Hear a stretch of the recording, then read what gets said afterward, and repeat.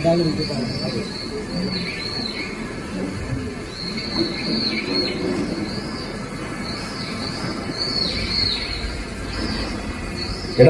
ഇതിപ്പോ 3 ദിവസമായി. എത്ര ദിവസം എന്ന് വെച്ചാൽ നമ്മൾ ഈ കല്ലറയ്ക്ക് കാവൽ നിൽക്കുന്നത്? മെസ്സി 3 നാൾ വെറുതെ നിൽക്കുമെന്നാണ് ഇതിന്റെ പ്രയോജനം. ഇന്ന് 3-ാം ദിനമല്ലേ, ഇന്നുകൂടി നോക്കാം. നീ കേട്ടിട്ടില്ലേ ഇവന്റെ ശരീരം കല്ലറയിൽ നിന്ന് മോഷ്ടിക്കുമെന്ന്? അങ്ങനെ എങ്ങനെ സംഭവിച്ചാൽ ആ കൊണ്ടുപോകുന്ന ഒരു ശരീരം ഇവിടെ കിടന്ന് പിടയും. എടോ, താൻ ശ്രദ്ധിച്ചോ? പതിവിലും വിപരീതമായി പ്രകൃതിക്കൊരു മാറ്റം സംഭവിച്ച പോലെ എന്തൊക്കെയോ സംഭവിക്കാൻ പോകുന്ന പോലെ എനിക്ക് തോന്നുന്നു. ഇനി ഇവൻ ദൈവപുത്രനെങ്ങാനായിരുന്നോ? ദൈവപുത്രനാണ് പോലും ദൈവപുത്രൻ. ഇവൻ ദൈവപുത്രനല്ലെന്ന് മറ്റുള്ളവരെ കൂടി ബോധ്യപ്പെടുത്തണം. അതിനാണ് ഈ കല്ലറ മൂടി വെച്ചിരിക്കുന്നതും നമ്മൾ ഇതിൽ കാവൽ നിൽക്കുന്നതും.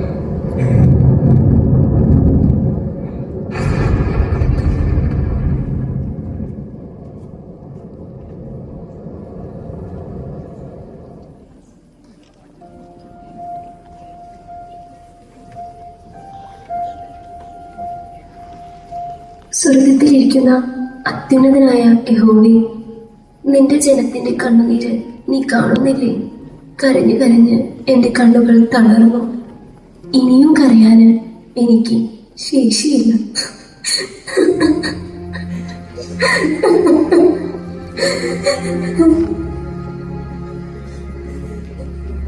അത്യുന്നതന്റെ സംരക്ഷണമുള്ളവരും ദൈവത്തിന്റെ തണലിൽ ജീവിക്കുന്നവരും ഭാഗ്യവാന്മാരാണെന്നല്ലേ സങ്കീർത്തകൻ പറയുന്നത്. ദൈവപുത്രൻ ഇക്കാലം വരെ നമ്മോട് കൂടി ഉണ്ടായിരുന്നല്ലോ. അവന്റെ സ്നേഹവും സമാധാനവും നമ്മോട് കൂടി ഉണ്ടായിരുന്നല്ലോ. ആ ഓർമ്മകൾ മാത്രം പോലെ അവനെ കൂടുതലായി സ്നേഹിക്കാൻ എനിക്ക് സഹിക്കാൻ പറ്റുന്നില്ല. അവന്റെ കുരിശുമരണം എന്നെ പീഡിപ്പെടുത്തുന്നു. എനിക്ക് ഒന്നും ചെയ്യാൻ പറ്റാതെ പോയല്ലോ. അവൻ അവൻ എത്രമാത്രമാണ് നമ്മെ സ്നേഹിച്ചിരുന്നത്. അവന്റെ കണ്ണുനീരും അവന്റെ രക്തവും അവന്റെ ഓർമ്മകളും എന്നെ അവനിലേക്ക് കൂടുതൽ അടുപ്പിച്ചുകൊണ്ടിരിക്കുകയാണ്. ഇനി നമുക്ക് എന്ത് ചെയ്യാൻ സാധിക്കും? അവന്റെ ഓർമ്മകൾ പേറി ജീവിക്കാൻ. അവൻ 3-ാം നാൾ തിരിച്ചു വരും എന്നല്ലേ പറഞ്ഞത്? അവന്റെ തിരിച്ചുവരവിനായി നമുക്ക് കാത്തിരിക്കാം. യഹോവ നമ്മുടെ പ്രാർത്ഥന കേൾക്കാണ്ടിരിക്കുകയില്ല. ഇല്ല, ഇനിയും എനിക്ക് കാത്തിരിക്കാൻ പറ്റില്ല. ഞാൻ പോകുകയാണ് അവന്റെ അടുത്തേക്ക്. എന്ത്, ഈ രാത്രി തന്നെയോ? അതെ, ഈ രാത്രി തന്നെ അവനെ കാണണം. അവന്റെ ശവകുടീരത്തിൽ അല്പനേരമെങ്കിലും ഇരിക്കണം. ഈ രാത്രികളൊന്നും എനിക്ക് രാത്രികളല്ല. അവന്റെ സ്നേഹത്തെ പ്രതി അവന്റെ കൂടെ ഇരിക്കുന്നതാണ് എന്റെ ഇഷ്ടം. വെളിച്ചം അവൻ കാണിച്ചു തരുമ്പോൾ ഇരുട്ടിൽ ഒന്നും ഇരുട്ടില്ല.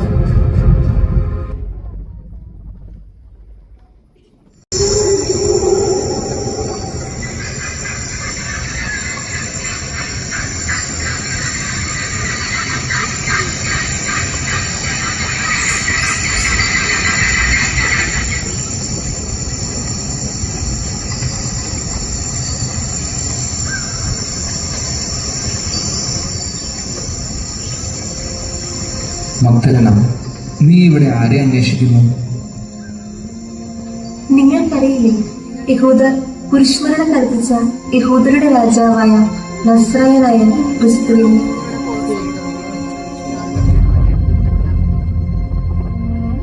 മഗ്ദലന, നീ പ്രവാചക ഗ്രന്ഥങ്ങളൊന്നും വായിച്ചിട്ടില്ലേ? പ്രവചനങ്ങൾ പൂർത്തിയാകുവാൻ അവൻ മരണം വരിക്കേണ്ടിയിരിക്കുന്നു. അവൻ ലോകത്തെ അത്രമാത്രം സ്നേഹിച്ചു, കുരിശുമരണം വരെ. പ്രവാചക ശബ്ദം പൂർത്തിയാകുവാൻ അവൻ ഉയർപ്പിക്കപ്പെട്ടു. നീ അന്വേഷിക്കുന്നവൻ ഇവിടെയില്ല, അവൻ ഉയർപ്പിക്കപ്പെട്ടിരിക്കുന്നു.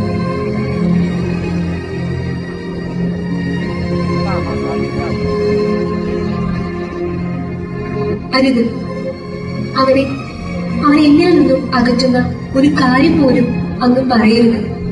അവനെ കാണാനായിട്ടാണ് ഞാൻ വന്നത്.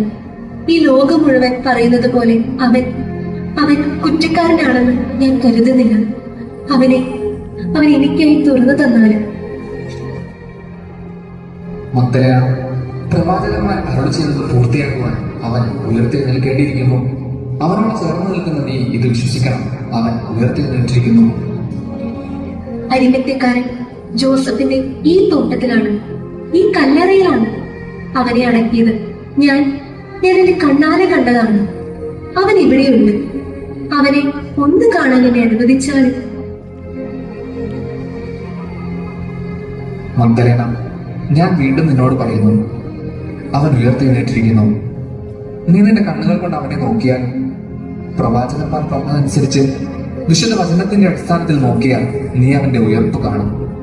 നിന്നോട് ഞാൻ പറയുന്നു, അവൻ മരണത്തിൽ നിന്നും ഉയർത്തെഴുന്നേറ്റിരിക്കുന്നു. നീ നിന്റെ ഹൃദയം തുറന്ന് അവനെ വിളിച്ചാൽ അവൻ നിനക്ക് അവന്റെ ഉയർപ്പ് കാണിച്ചു തരും.